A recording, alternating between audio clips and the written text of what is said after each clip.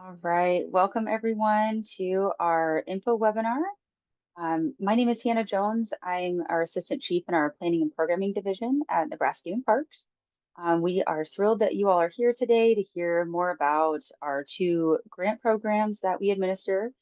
And we have some new insightful information that we're going to share with you today. So if you attended one of these in the past, you're in for a treat because we do have some new information for you today. But with that, I will pass it over to Sherry.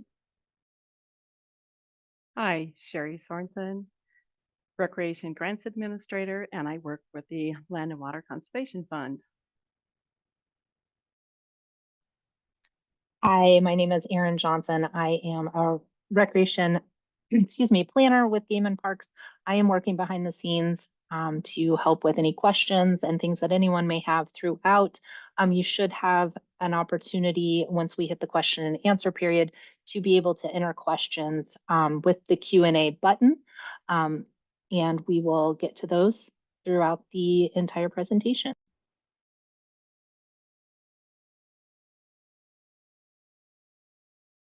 All right, and my name is Alex Duryea. I'm the Recreational Trails Manager for Game and Parks Commission, and I administer the Recreational Trails Program. So I'll be starting off going through my program here. And like Erin said, if you have any questions and answers or questions, please drop them in the Q&A pod, and she may be able to answer them during the webinar, or there'll be an opportunity after each of the presentations for a short Q&A as well. So go ahead, next slide, please. All right, so again, I administer Recreational Trails Program, which has been funding trails in Nebraska for over 30 years. It's an 80-20 reimbursable grant, so that means basically it'll reimburse up to 80% of your total project cost, and then you would be responsible for at a minimum 20% match for your project. Generally, though, we have a $250,000 ceiling for reimbursement on construction projects under RTP. And annually, the program gets for the state of Nebraska about $1.2 million, and that's set by formula at the federal level. But basically, anyone that's a village, city, county, tribal nations, school districts, sanitary improvement districts, NRDs, all those kind of entities are eligible, basically if you're a municipality of some kind.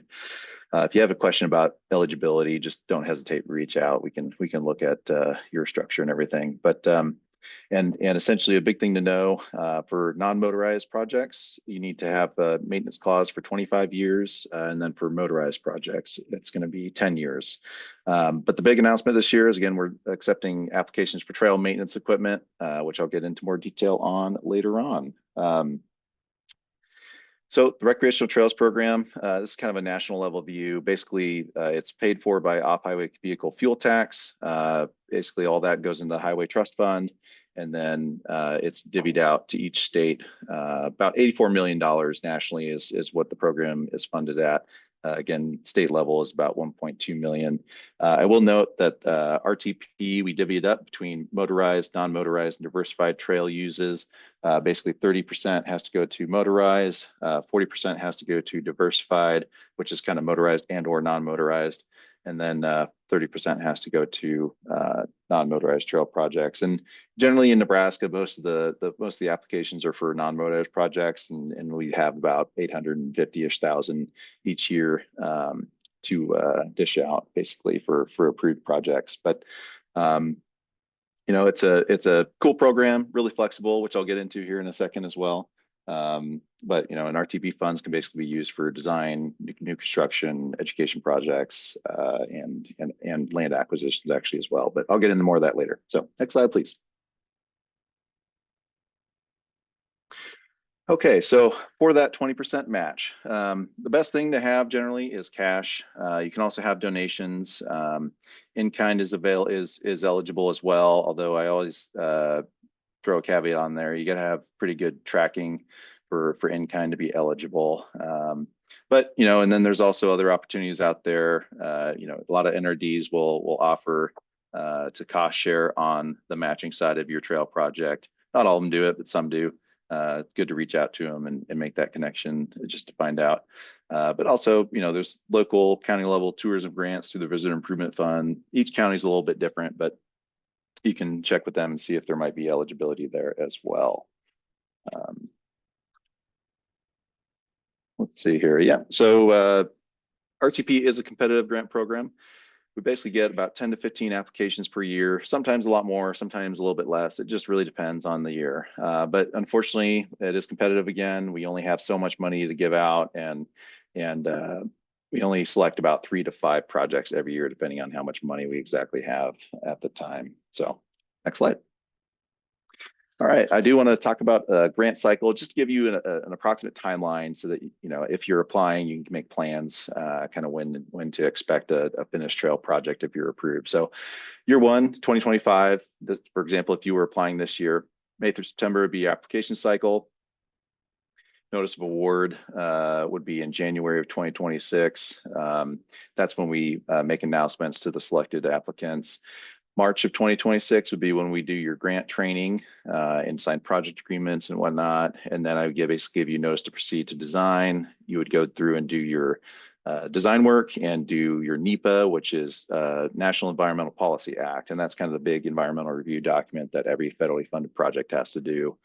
And that generally takes up all of that year. And then you'd move on to construction in 2027, most likely, and hopefully at the end of 2027, you'd have a finished trail project. Again, I would say that's the standard timeline for most projects. Depending on complexity, it may be a little bit longer as well, just depending on what you're doing exactly. So next slide, please. All right, so where to go to apply? We have our website, outdoornebraska.gov, and just search RTP in the search bar, and it'll take you to our webpage where you can find the application portal button, which will take you to Web Grants, which is our online application portal. That's where you'll actually fill out the application, all that stuff. We also have templates for kind of maintenance plans, that kind of thing that you'll need for your application, for resolution, all that kind of stuff, as well as scoring forms and kind of application guidance, which I'll touch on here in a little bit too. So back to eligible project types. Main thing that we fund is new trails, extensions of existing trails, linkages, that kind of thing. That's probably the bread and butter of RTP is new trail development. We fund a lot of first trails for a lot of communities, but you can do restoration of existing trails, you know, bridge replacements, surfacing renovations, that kind of thing. We also do trailhead facilities, parking areas, restrooms, kiosks, but you have to show that it's got a direct relationship with the trail. You can't do like a parking lot for a park type of thing. But we also do water trail facilities. Sometimes those are a little bit less competitive, so just kind of be aware of that. You got to have a strong application, I think, for those. And then also you can do accessibility assessment and maintenance assessment of your trails as well with RTP funds. So next slide. All right, and there's some more. So you can use RTP to acquire land for your trail, although you must follow Uniform Act. Reach out if you have any questions about that. It's a process, but it's really important that you follow that because you might make your land ineligible if you don't acquire it correctly. So just be aware of that. Also do trail safety and educations, kind of, you know, about trail safety, trail etiquette, that kind of thing. You can't use it to market trails per se. But then we can also do like trail maintenance training in the classroom, essentially is really the only way we can do that, as well as, you know, videos and signage, that kind of thing. So then also for trail maintenance equipment, again, pretty new this year, but basically equipment purchases must follow to CFR 200 reporting requirements, all that fun stuff, which if you apply for that kind of thing, I'll let you know all the details about that. And that'll be kind of in our application guidance as well. But really want to talk about, you should really consider buying versus renting. I think really renting is going to be more suitable for most trail projects and or trail maintainers out there. Just gives you versatility. You're not stuck with a Mini X when you need a skid steer down the road type of thing. You can, you know, swap things out as needed. And so we're basically prioritizing 10% of our apportionment for equipment. That doesn't mean that it's not going to be used on trail construction projects. If whatever reason we don't get applications for equipment in a given year, it just means that we're going to prioritize 10% for equipment, and then, you know, adjust as needed. So next slide, please. Let's see, equipment application suggestions. So you know, there's lots of all kinds of things you can purchase to help maintain your trails, but really things I want to point out I really see a need out there for trail counters. Don't discount that. They're often forgotten when building trail projects too. I've been recommending when are on the construction side of things, if you're going and building a trail project, just be sure to include some trail counters in there. Really goes a long way in showing the use of your trail and advocating for more dollars in the future. So, but your usual mowers, graders, mini axis chainsaws, pole saws, all that kind of thing. So, next slide, please. I wanted to highlight one great applicant we had a couple of years ago. This is Village of Lindsay, population 225. They applied first in 2018, and this is a prime example of a project that applied, wasn't selected, unfortunately, for 3 more years, but finally in 2021, they were finally selected. And now here in 2024, they just finished up and have a brand new trail in their city park area. And again, this is the first trail for this community, and hopefully and definitely not the last, I'm guessing here. So really good applicant. And this is prime example of what RTP does. We do projects that do recreational trails around park areas, that kind of thing, in communities and in wilderness areas and stuff like that too. But this is an example of what a lot of folks do. Next slide, please. So just know coming up this year, we'll be having the application guide for competitive grants coming out for RTP. We'll have it online hopefully by April 18th for you to look at and reference as you fill out your application this year. We'll have a lot of good info in there on how to make a competitive application, as well as having all our policies and all that stuff in there as well for you to reference. So next slide, please. Getting into that a little bit, some tips for application. Really think about what your project's doing. Are you connecting, unique areas? Are you, enhancing accessibility of an existing trail? I really recommend that you try to make your trail alignments on public routes, but public-private partnerships great too. And if you're able to, find trail easements with adjacent landowners, that kind of thing, to get your trails through, that's also really cool too. Just know that sometimes add a little bit of time due to the Uniform Act in that right-of-way acquisition. But really, be kind of short, clear, concise in your budget, in your narratives. Have good budgets. Ensure they take into account all the costs that will be incurred over the trail project. Include stuff for design, include stuff for NEPA and environmental work, wetland delineations if you foresee that kind of stuff.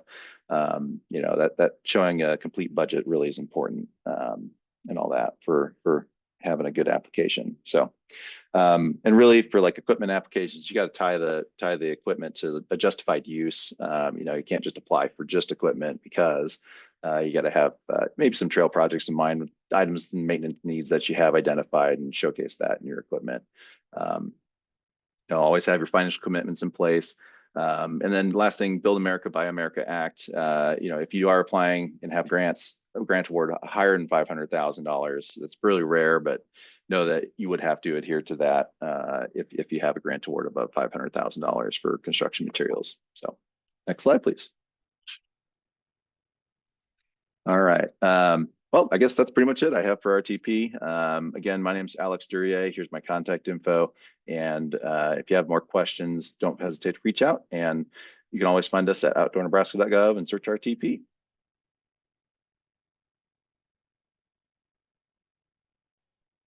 Any questions? All right, Alex, we do have a couple in the Q&A. The first is, can a trail be considered, or a walkway through a town park, can that be considered a trail?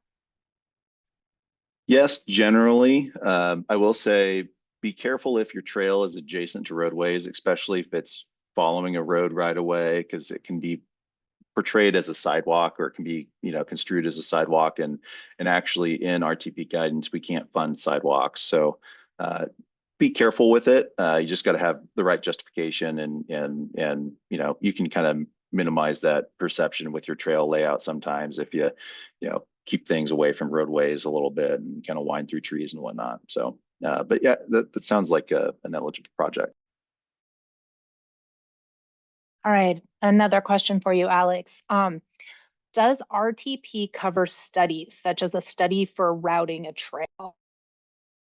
Good question. RTP generally cannot fund planning. unfortunately. It does fund design, obviously. And sometimes part of design is figuring out your route a little bit, but it's kind of a gray area. Generally though, if it's an individual trail that you're planning, trying to figure out a route, it's generally not available.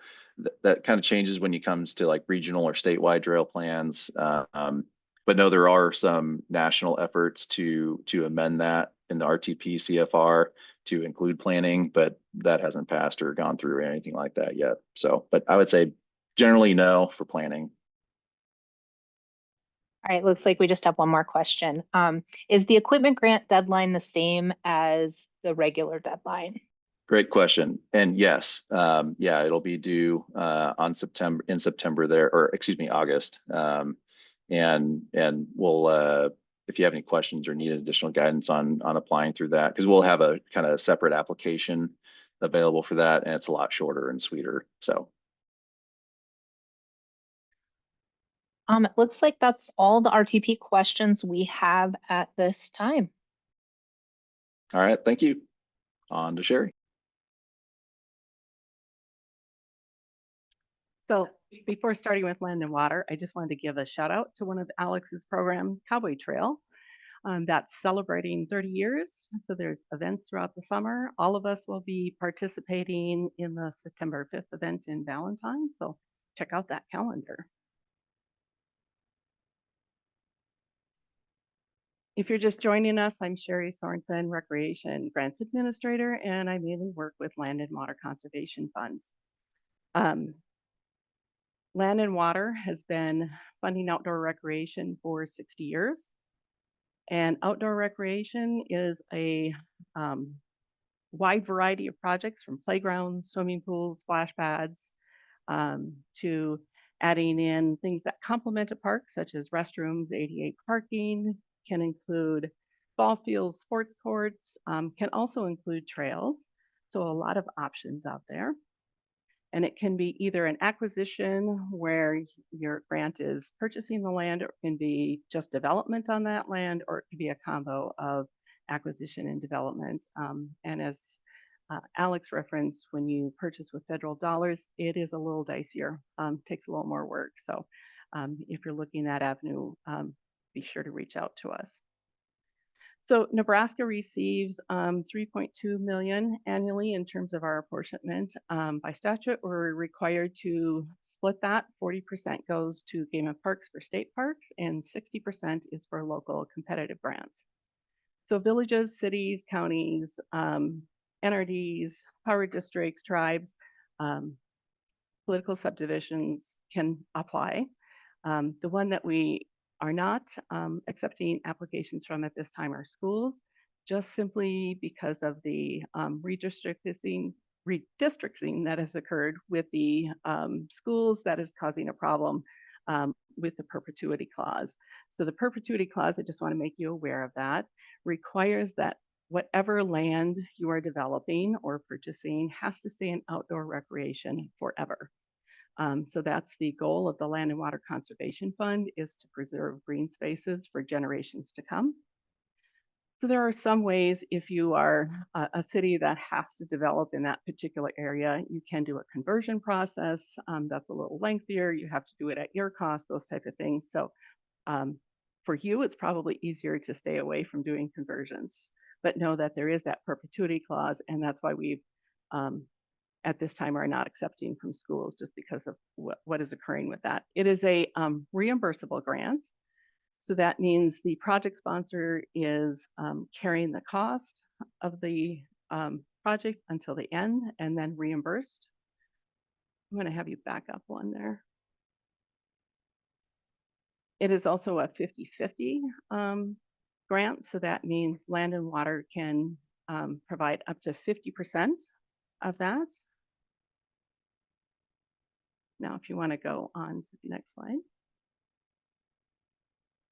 So on our grant, you can ask up to 600,000, but the minimum is 75,000. And if you're looking at a 50-50 grant, that means your total project cost has to be 150,000 or more. So some of the aquatic centers and If you're looking at a inclusive playground, it might be more than that. It might be 2 or 3 million. At that point, we still are only able to provide 600,000. So just know how that split is and what our minimum maximum is.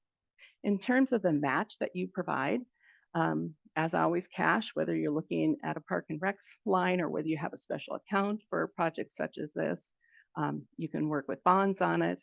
Also donations, matching grant dollars, that's accepted. It's just when you're putting that in the application, you need to show, especially for donations and matching grant dollars, where that dollar is coming from, what the amount is, and when they are giving you that money. So we ask for a letter from the donating or that matching grant entity.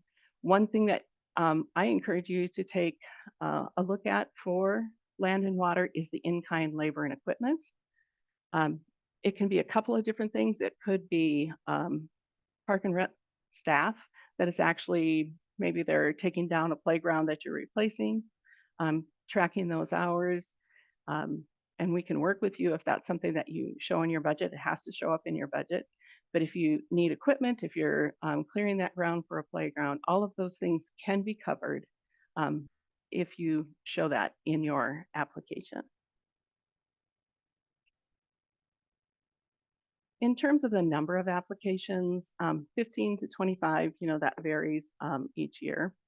How much we award every year in terms of number of grants also varies. And the reason for that is the ask can be different. For 2024 funding, we awarded 4, and that's because they were in the 3 of those were in the upper 600,000, reaching towards that max. So that's what we could do. The year before, 2023, we looked at 13 projects because the ask on each one of those was a little bit less. So it really depends upon the top ranking applicants in terms of what their ask is for dollars, how many we award.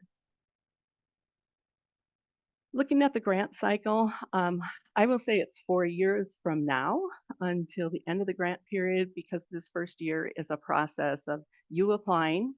We're a little different from the Trails program in terms of the NEPA is handled ahead of time. The only thing that is handled after award would be I shouldn't say after award, after announcing your award is the tribal. So you'll have 2 tables to fill out in the application related to the environment. You'll also have to do a CERT, and there's information. CERT is our tool for you to look at your particular area and see what species might be there that maybe you have to work around. If it's a nesting season, maybe that means you have a couple of weeks in April and May that you can't have construction or disturb trees. So all of that is in the application in terms of the details you have to have for that. It closes August 22nd at noon. After that, I will follow up, look through the applications, make sure that we have all the information we need, and give you a couple of days to respond if something's missing. We want to make sure everybody is following the same timeline, so we make that pretty quick. And then there'll be visits to the site. So we take pictures and bring that back to the reviewing committee, so they not only have your information, but they have photos and information from our staff that have gone to those sites. Then we'll go through a scoring and ranking, and that will be ready then in January of 2026 to take to the Board of Commissioners for their approval. That happens typically near the end of January. We notify those that are top ranking that we will apply then to the National Park Service. That process is done in-house. We try to turn that around as quickly as possible. So we're usually in there pretty quickly, which means typically we can turn this around pretty quickly. A little different this year. We're really at the mercy of the Park Service in terms of what they have in queue and that type of thing. So we typically expect to get applications turned in that January, February timeframe, and then looking for a notice of award in the June to October timeframe. In between times, we'll go through an administrative training just to go through the requirements for you during this construction process. Once you have a sub-agreement from us, then you can go ahead with the construction and breaking ground. So it's really important to understand that from now until you would actually, if you're notified that you are one of the top ranking projects, don't touch that, don't disturb that ground until you actually get a sub-award from us in that June to October timeframe, because any construction work around there could actually throw you off on that. I need you to go, oh, sorry. So then typically you will have 3 years from the time that you receive the sub-agreement from us to complete that. So closeout could be October, December of 2029. For some, if you're doing a playground replacement, maybe you actually get it done in the summer of 2026, or maybe it's 2027, and we surely can close those out, get your reimbursement, and take care of it before December of 2029, but that will be the max of where you would be. So where do you apply? Look for outdoornebraska.gov and search for LWCF. And on our webpage right at the top, there will be an orange button to get you to the grant portal. And both on this webpage and on the grant portal will have the information for the application and the details that you need to know about the forms that you need to submit, and etc. We did change up our formatting a little bit in terms of how we did it. We did separate forms last year where we had application, and then we had scoring, and then we had the attachments. We put that all together in one document. When you go to question 3, for example, it will tell you what that asks for question 3. It will also tell you whether there's an attachment needed for that or not. And it will tell you if there's any scoring points for that particular question. So we're hoping through that process of having everything with each question that will help guide you a little easier versus flipping back and forth between multiple documents. We've done some minor revisions from 2024. We have all the material from 2024 still up on the website. But if you wait just a few more days, I'm hoping next week that we're going to have ours up for 2025. We've revised some of the questions. Usually that just means we're really tweaking that question so that it's clear what we're asking for. And we've done some minor modifications in terms of scoring. For example, there are SCORP goals. We were giving 10 points for each goal in the past. We've rounded that up to just saying for the SCORP goals, it's a total of 60 points. So what is SCORP? Mentioned that a few times. SCORP is our statewide comprehensive outdoor recreation plan. We do this every 5 years. We take an inventory of what's available across Nebraska. We also ask while we're checking out what's out in Nebraska, what do Nebraskans want? So this really goes into details about what is here and what people are looking for.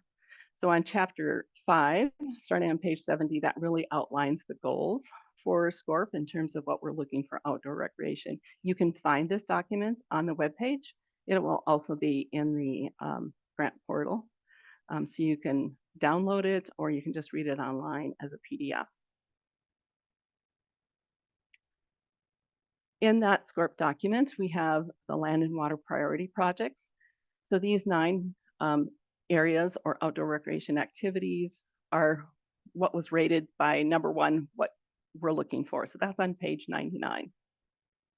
What is specific to your area? That's broken down on page 65 in terms of what's most used in that, your particular region, and then what are people in your area looking for to be added. So those are 2 important pieces to pay attention to in that SCORP book. The other one is the goals, the 6 goals. We really look for how your application aligns with these goals. As you're laying this out and looking at each question and answering it, we're not looking for you to agree that these are great goals. We're really looking to see how are you putting this into action. So if you look at page 73, it breaks down those goals. It also kind of talks about what's an active way that you can put this goal into your project.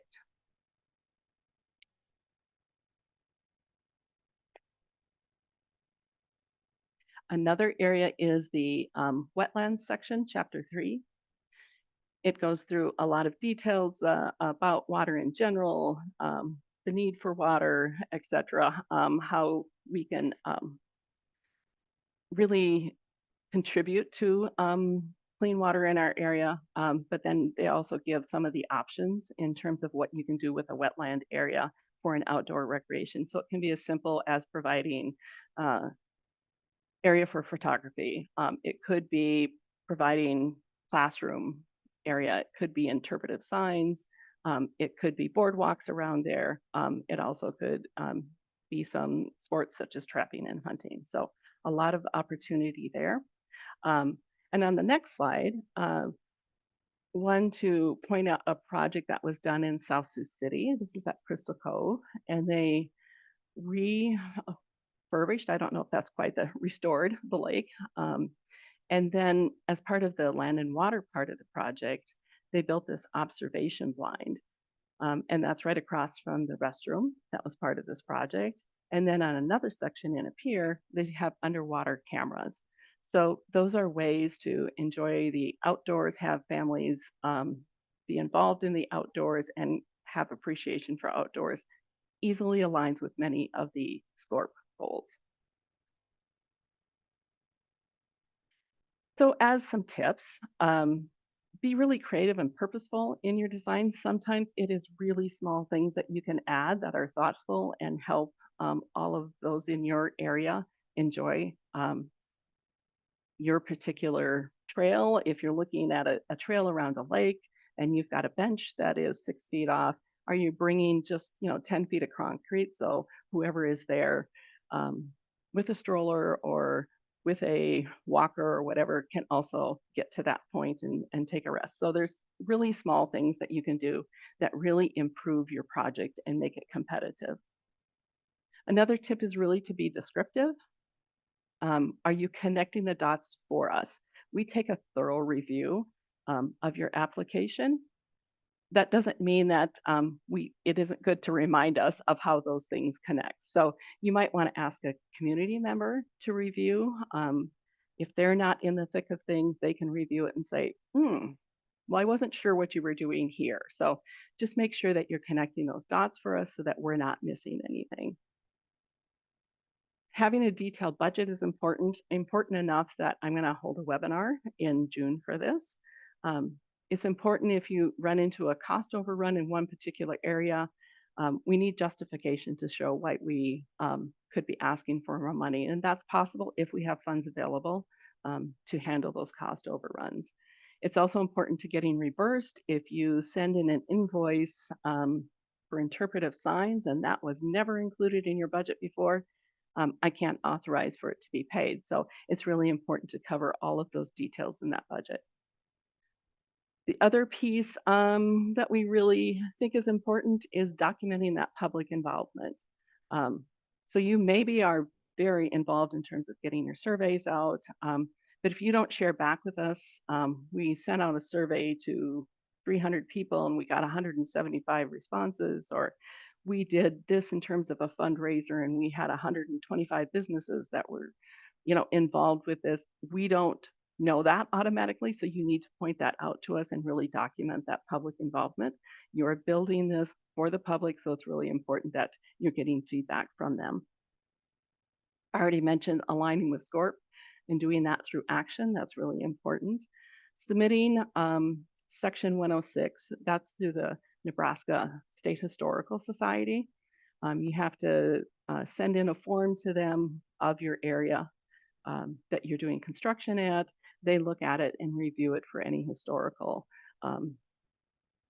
elements that might be there that would deter you from breaking ground. So you want to make sure that you get that to them. They have I think 60 days to turn it around for you. They are typically faster than that. You just don't want to be caught August 1st sending it in and having them say, we just have too much. We're not getting this to you until September because that's a required piece. So look at those required pieces, the details about Section 106 as part of the application guide. I also want you to reach out to us if you have any questions. We are more than happy to walk through. We don't write any of the answers for you, but we surely can talk through and give you information in terms of if you're questioning how you interpret a question, or if you're really questioning whether there's an element that you're adding is going to be competitive, we're happy to talk that through with you. So please reach out to us. I started a monthly email at the beginning of January, comes out about mid-month, and it's just giving you some tips or some food for thought when you're walking through your project and putting it together or putting together your application.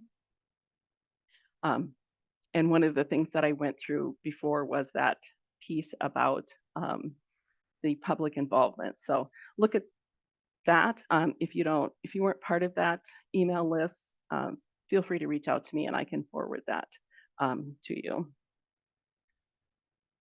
So it is Sherry, Hannah, and Erin. We do a mighty team. So if one of us is not here, feel free to reach out to any one of us. We're more than happy to answer that for you, and we'll trade it around. Whoever happens to be here and can answer it. So don't ever worry about that piece. We're really great about responding to you and sharing information as a team. So reach out if you have any questions. All right, right now we have one question in the chat for you, Sherry. The question is, if you are reapplying with a project that was not awarded in the past, can you reuse the Section 106 form from the Nebraska Historical Society? Can you just reuse that form, or do you need to acquire a new one? If you haven't changed your area of effect in terms of where the work is, it is acceptable to reuse that same one.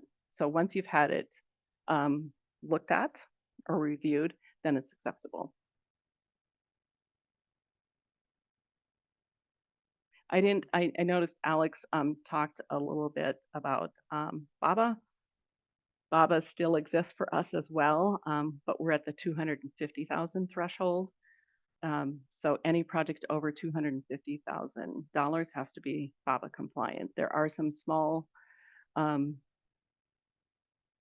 5% does not need to be BABA compliant, but otherwise over 250,000, you'll have to take that into consideration.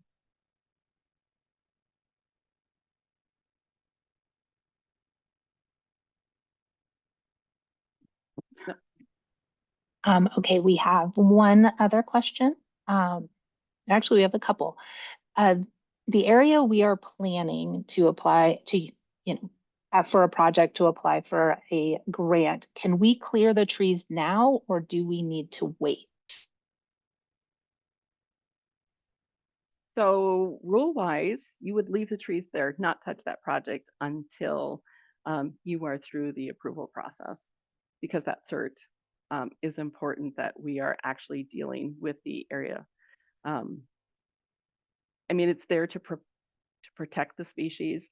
That's part of what we're looking at is, being in the outdoors. So yes, we want to follow that compliant and be in compliant. So we would leave those trees in place until you were awarded the project, gone through the cert process, because you can't disturb any ground prior to that. All right, next question is, the question exactly is, am I understanding correctly that the minimum you can apply for is $75,000? That's the minimum ask, yes. So your project has to be 150,000 or more, and Land and Water can do a 50-50 match and give you 75,000 for that. One of the things that I didn't point out in the budgets, and I'll go through that in June, is pre-award costs that you are working with a consultant for, whether it's cost estimates or whether it's working on the design and the layout. Those costs can be included in your budget, and they can be a pre-award, but you must include that information in your application. You must check the box in the application, and you must provide the details, and it must be in your budget as well. So pre-award costs up to 3 years prior to your application. So to be safe with that, I would say 3 years prior to the spring when we are taking your project to the National Park Service. So if you're applying now in 75, we're take 75. Wow, I really jumped there. 25. If we're taking it in 25, that means it'll be the spring of 26 that we would take it to the National Park Service. So 3 years prior to that can be included as pre-award costs if you mark that in your application. All right, it looks like we do not have any more questions in the queue for land and water. So I will just, we have a little bit of time. I will open it up if there are any other questions about the Recreational Trails Program or land and water. We can take either one of those right now. We'll give everyone a moment to put in any questions they have. Yeah, and while they're doing that, I have a couple other things I didn't mention just for time's sake, but if we have a little bit of time here. So on the motorized side of trail projects for RTP, that's a lot less competitive than the non-motorized side. So I really do encourage you, if you had a motorized trail project, so that, you know, it could be like an OHV trail. We've been working with the Forest Service areas around the state and helping them maintain their trails and help funding their maintenance on that. Like if you're an NRD or a county and you have a piece of property that is just kind of sitting there, don't know what to do with it, you know, we could work with you to develop it into like a OHB skill builder area. You know, it doesn't take much land for something like that to work, and there is significant funding opportunity on that side of RTP.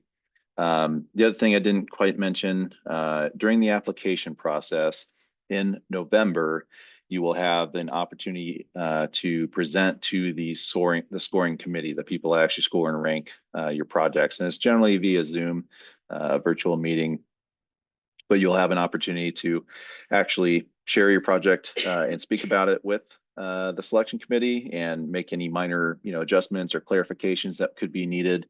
And actually, I will actually come out and do like a post-application pre-selection meeting inspection with you on site. And that's just another step I take with you to clarify anything about the trail project, and also it gets me on site to understand more your trail project better, and then thus help the selection committee understand your trail project better as well. So, any other questions? I am not seeing any more RTP questions at this time. There is one land and water question, but it's very specific. So I'm just gonna go ahead and just type that answer in. So if anyone has any other questions or would like some clarification, now is the time.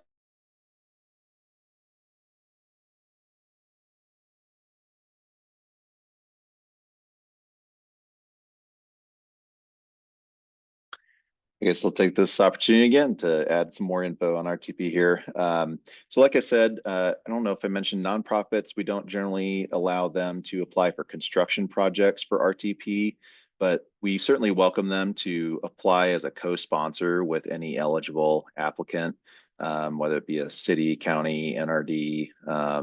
We see that oftentimes where there's a nonprofit working on a trail effort but they need a municipal sponsor of some kind as the actual sponsor for the project.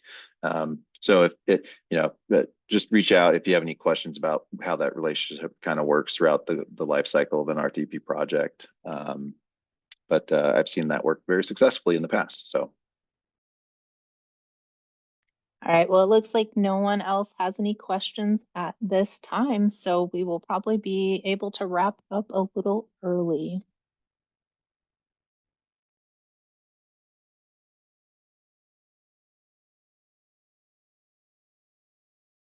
So thank you for joining us for the webinar. We'll put this up on the webpage, the recording sometime next week. But we're available if you have any questions. We're happy to work with you. Our goal is to get projects outdoor recreation in your area. So let us know how we can help. Thank you.